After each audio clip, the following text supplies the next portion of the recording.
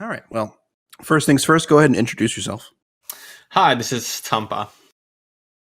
All I right. don't know what more to add for it. It's all good. That works. Yeah. So I guess it's kind of there's questions I want to ask everybody, but I guess this is kind of the same for you. When did you first get into Donkey Kong Country speedrunning? Well, me and my brother bought this game in the early 90s, and quite quickly I started liking it a lot and kept playing it like crazy pretty much. And when I found out about speedrunning in about 2004, this was one of the games I wanted to do at first. So I did some non-recorded runs in 2005-ish and on. And eventually started tassing instead. Back in 2005, was there any community? Was it really was there anyone else running or? No, well, there was some old runs, some old tasks, for example, and some runs on the site that had been made. On the site being Speedruncom Archive, which was the only place for speedrunning really back then. Right. But there wasn't really a community for it, for the game itself. Just a topic on the forums, pretty much. Okay. Yeah, I remember looking into it, and I could only find one run, like from that era, which was a 101% from 2001. I don't know who the runner was, but like that was like literally the only speed run I could find before TJP in 2007, I think. Like just not a lot of recorded runs. Yeah, not too many. Some people like myself did some runs, but we didn't record them, as recording back then was a pain. Yeah. We've come a long way since then. Indeed, yeah.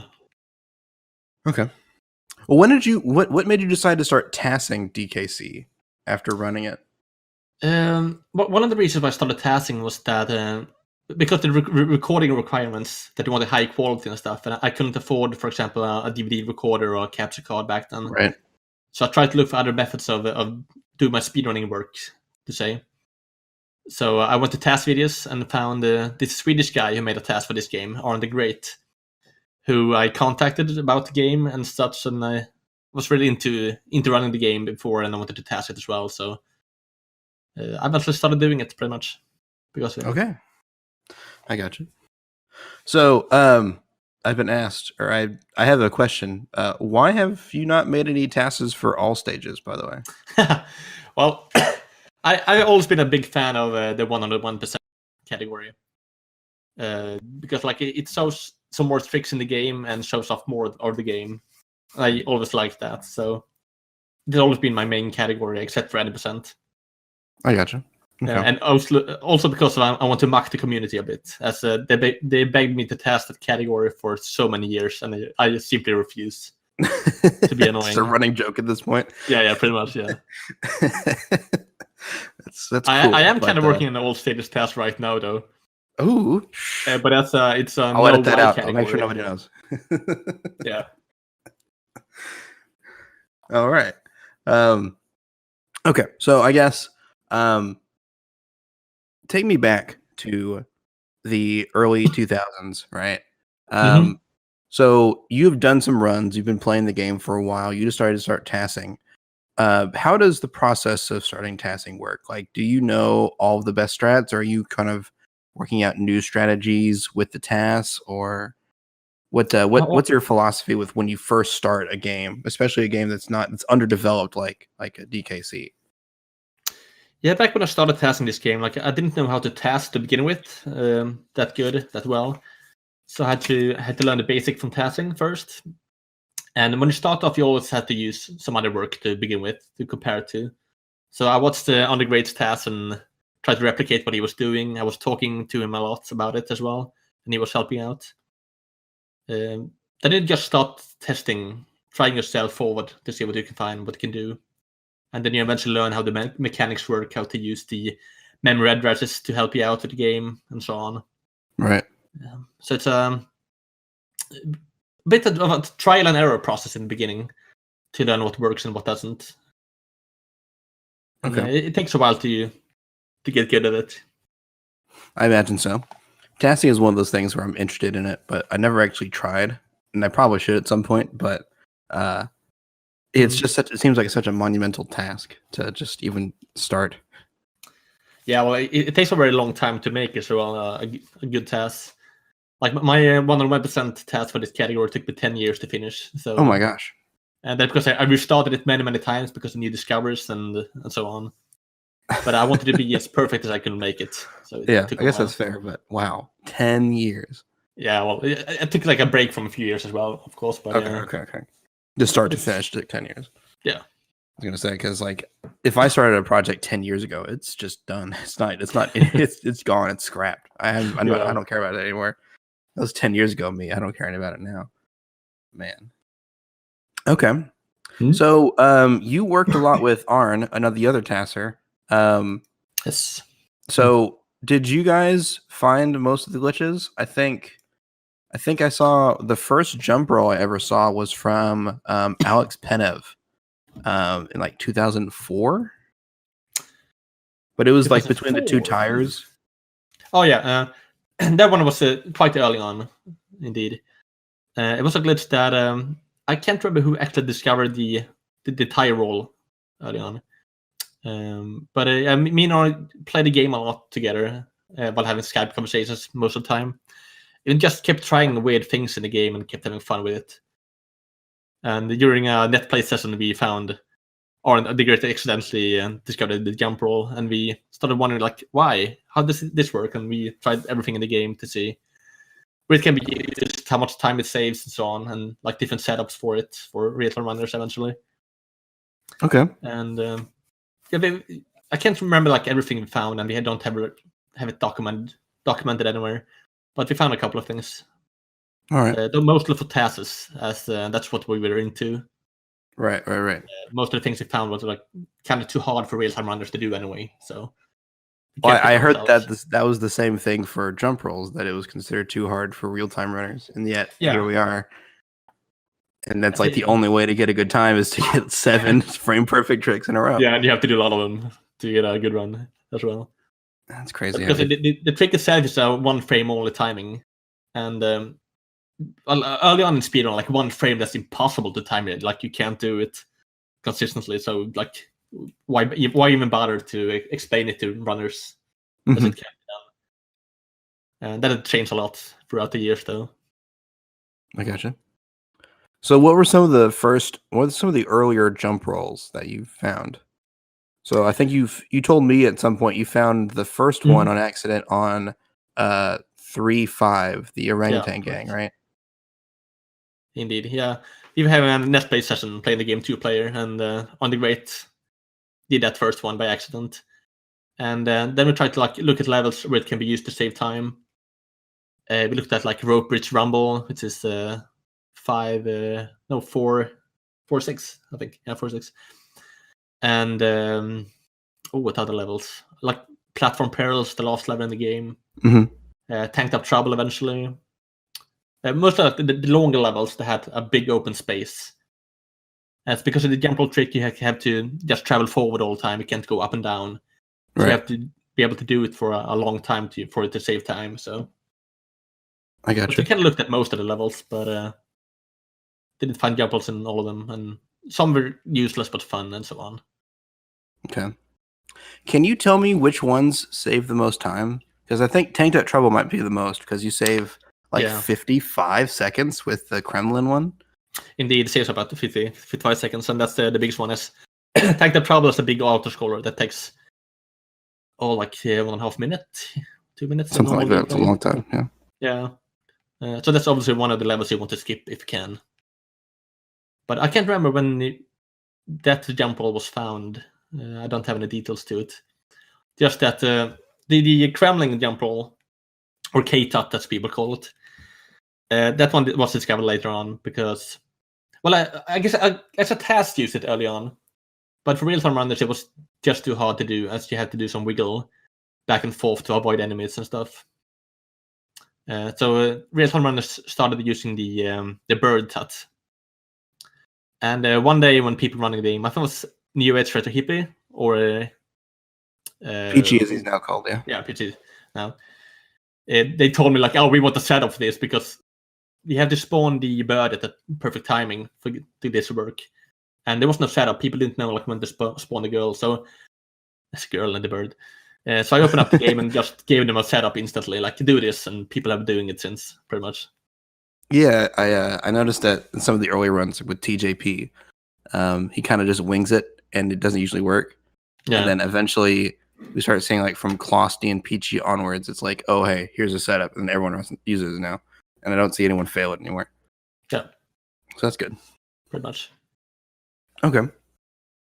If you have a setup and stuff, like it's still a 1-frame trick, so it's hard to miss it, as you get one chance only. So it's not like a guarantee anyway. It's never free. It's just it's easier now. Okay. Have you been involved in the community for most of this time since like the early 2000s till now, or? Yeah, I will say so. Like when I joined Speedruns Archive in early 2005, I joined the forum back then and started writing my findings and strategies and stuff as well.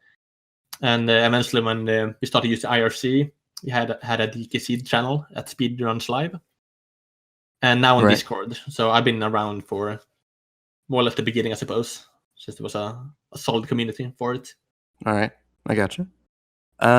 Were you around for like the super jump and the super jump roll discoveries? Yes.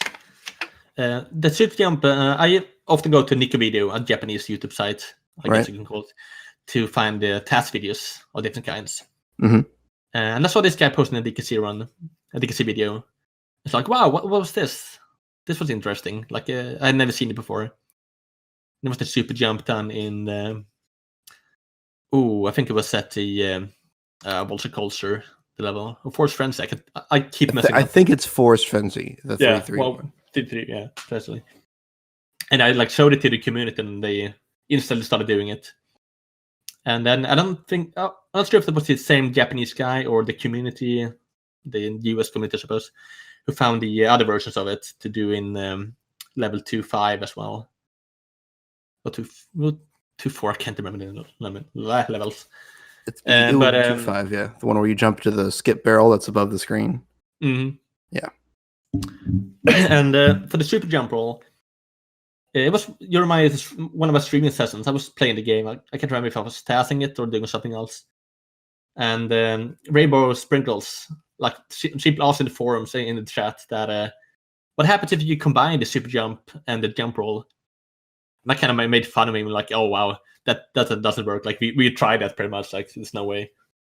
And I did it on the stream, and wow, this happened. So you combine the two glitzes, and you can roll through the air, going upwards, and skip the entire level.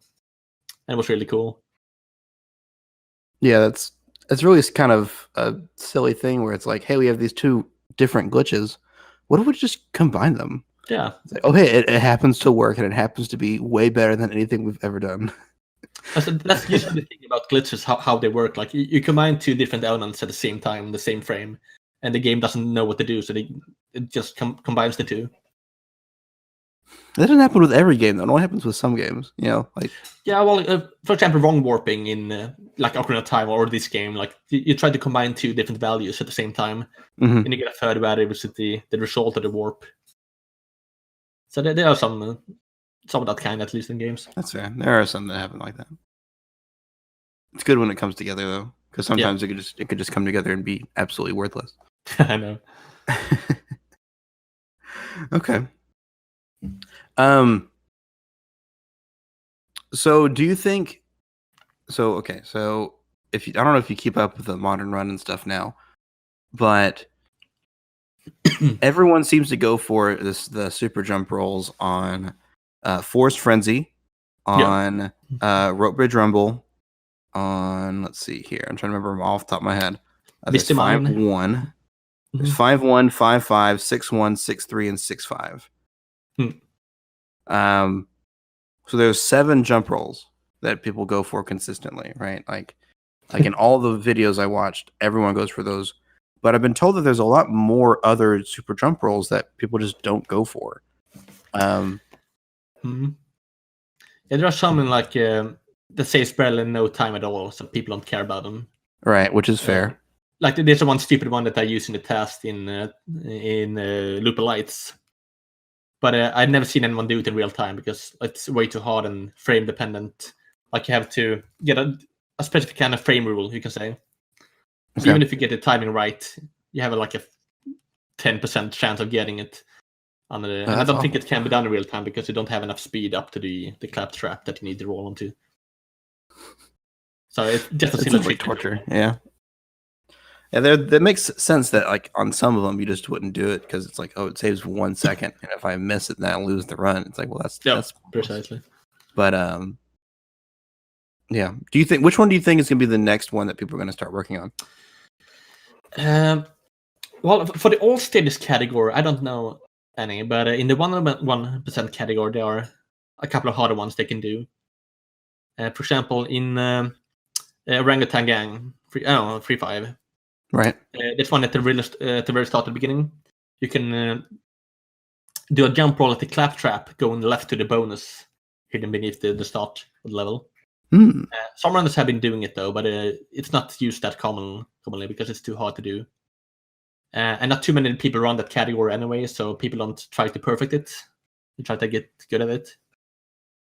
But I want to see that more though. It's nice.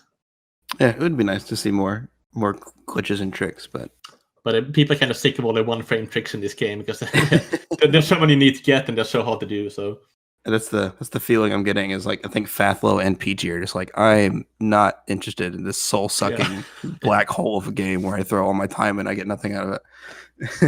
And in the 1% category, there are even more one-frame tricks you can do to like skip bonuses and stuff. So it's even worse. Have you heard about the new discovery called the super free roll or the snack roll or whatever the name they come up with? Yes, so far? I have. I keep reading the Discord chat constantly, but I'm not too active anymore, I suppose, writing myself. Fair. But I try to keep in touch with what's going on. Right. Do you see that? Do you think that's going to be a thing that people are going to start using in the future? Well, it's a bit slow to set up, but because it's free, like it's a consistent one of getting it, more or less, it makes people interested in doing it. Right. So, like for new runners, I suppose it's better to start off with that one instead of the harder ones. I don't know. Okay. I haven't paid too much attention to it so far.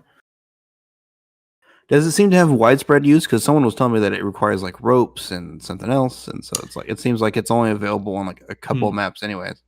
Yeah, that's all the reason for it as well. So it's not too useful, but it's nice. Do you know of any sort of like theoretical glitches that are like kind of in the horizon that you think people will start learning or find a way to implement out of curiosity? Because with all your task knowledge, you have to know about like some weird interactions that happen on. Yeah, well, there's also one of the other reasons I haven't done an all status task so far is there is a task trick that's infinite rolling. Normally when you roll, you have to jump and then land and roll again and keep doing that. But for task, you can release the Y button, the one you used to rolling, for 1 frame, and then you jump for 1 frame and restart a new roll. And that way you can jump and cancel the jump instantly to start a new roll. But the inputs needed for that is really hard to do, and you need to do it quickly for it to save any time anyway. TJP used to try this a while back at Awesome Games Done Quick. I think it was 13 when I met him there. Okay. I think it was. And he got it a few times, but never to actually save any time. Right. But most of it like people 3 frame perfect doing it. Yeah. Well, that would be 3 frame perfect inputs to hit like YBY. Like. I can't remember the exact inputs for it in my head right now, but it's not necessarily 3 frame inputs ones. But the problem is you have to do it all over the place. Yeah, you can do it whenever you're rolling. You can do it to save time, pretty much. That's crazy. So it can save a lot of time if you get it consistently in a run. But I don't think anyone will ever do that. But I don't think anyone has tried either. So who knows? Maybe. Fair enough. Maybe one day we'll see some crazy kid who's like just get the fastest fingers in the West. And just... And because of that glitch, like I don't want to make a task without that rolling technique. So in all stages, they want me to do an all stages task without the rolling. But that's like I refuse to. So that's another reason why I haven't made an all stages task so far. Okay. Now you make it how you want to make it. Yeah, they can survive. They'll live without it. Indeed. Okay. My next question is, I've been told that the DKC community is actually going to go ahead and start trying to merge with the speedrun.com. Oh yeah. Have you heard anything about this? Yes. It's been a hot topic for a while. I can't remember like the origin to why people didn't like speedrun.com though. But, I've been told that SRC means like site ruining communities.com. Yeah. Well, one of the problems, like, it's nice to have this this specific sites or leaderboards for different games, as they can like make the site the way they want to have it for like guides, strategies, so whatever you want to do, a wiki. On speedrun.com, you have to like go with their formula, so you can't really make anything your own. So that's one of the reasons why people don't like it, I suppose. But I love to have like everything in the same place. So I want to find speedrunning for this game. Like you have one place to check for it, and that's great in my opinion. Right now, it's the DKC site is linked from the leaderboard, which is also good way to do it. I think it's the same for like the Mega Man series, for example. But, I believe, I think Mega Man is also another one community that recently joined. And even like just a few years ago, or within the last couple of years, the Super Metroid community eventually moved over. And I think it is nice because I agree with having everything in one place. If you want to know the world record for something, go to the speedrun.com and then you search up the game. You can see the world record right there. You don't have to find out the individual website for every single game. Because that would get really fast if every single community had their own website. Yeah. But it's going to be hard to change some communities. Like for Mario Kart series, it's been on Mario Kart 64 since the beginning of Mario Kart speedrunning, pretty much. Yeah. And same for like Perfect Dark and Go Online. You can't change that. Yeah. It's going to be stuck on those sites, and that's fine too. Yeah. And for games like GoldenEye and stuff, I almost feel like their website is better suited for them. Because obviously it's customized just for them, but they're such like an individual level based game. So it's like I don't really like the IL section for what do you call it? For speedrun.com. I'm not really a fan of it as much as I am like the regular full game leaderboard. So it makes some more sense for them to kind of go with their own deal. Yeah. Indeed. But it would be nice if like I think they're trying to set up their API in such a way where they can just export the whole thing. So it'd be nice if people still use the individual community, but it would just be exported every day back to speedrun.com. And then they wouldn't have to worry about like inconsistencies. Like it'd always just be up to date. But I don't know. What do I know? Yeah, we'll see. They took a vote for it, and the people agreed to move to SRC. So we'll see what happens. We'll see. Okay. So anything you're working on right now? You said you were kind of, hush hush, thinking about working on all stages, but anything else in particular you're working on? Or are you just busy with work and stuff, or? Yeah, well, that all stages task, as I briefly mentioned, it's a no Y task. Let's just try to beat the game quickly without using the Y button. And it's not a secret in any means. I've been uploading my tasks so far to YouTube. Okay. For the 5 first worlds, so. Okay, I must have missed the no Y part, because that's actually super interesting. That's no rolling, right? Yeah, no rolling. There are some techniques you can do to be able to run anyway without having to use the Y button. Like if you jump off a rope, you can always be running if you keep jumping, and so on. But it's an interesting task, I think. I'm having a lot of fun with it. Yeah, because there's like the Ocarina of Time no doors and some of those like 3 pauses. Kind of, I always love those sort of silly concepts, but that bring out some really interesting technique. Because I'm sure DKC has a lot of cool stuff that you just don't ever see, because it's like, why would I do it when I can just roll? Yeah, precisely. Well, other things like let's ban rolling. Yeah, I'm kind of taking a break from tasking in general, though. I'm kind of worn out, I suppose. I don't know. That's fair. You've been doing it for 13 years or whatever, so. Yeah, pretty much. But I still have some Super Mario Bros. 3 related tasks I want to do in the next future. All right. But I've been lazy and tired, I suppose. But I can't really quit tasking for reals. I keep saying I will, but I never do. So it's hard to put stuff like that down. Like I don't know if I'll ever put speedrunning down.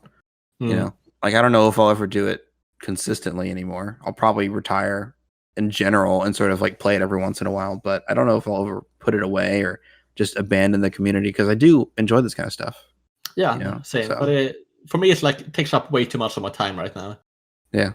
It's such a problem. But when I finished my 101% task, which was in May last year, that I've been working on 10 years, I thought like, yeah, like this is it. Like I need a break now. Because it was pretty much my life goal to finish that task, and I'm really satisfied with it. I'm so happy that I finished. So I kind of wanted to make some kind of announcement back then to say like I'm quitting this. See ya guys, but I never did. And here I am still. Oh, yeah. Well, I'll tell you what. I'm gonna go watch that 101 task. Maybe not like right now, but I'm gonna watch it in the next couple days because that sounds interesting. So I'm gonna check it out. But okay, I think that's gonna wrap it up for this interview. Tompa, thank you so much for your time. I appreciate it. CJ is here. He's at work, I believe, so he cannot chat right now. But I'm sure that he agrees that we appreciate your time. So I might have some more questions for you.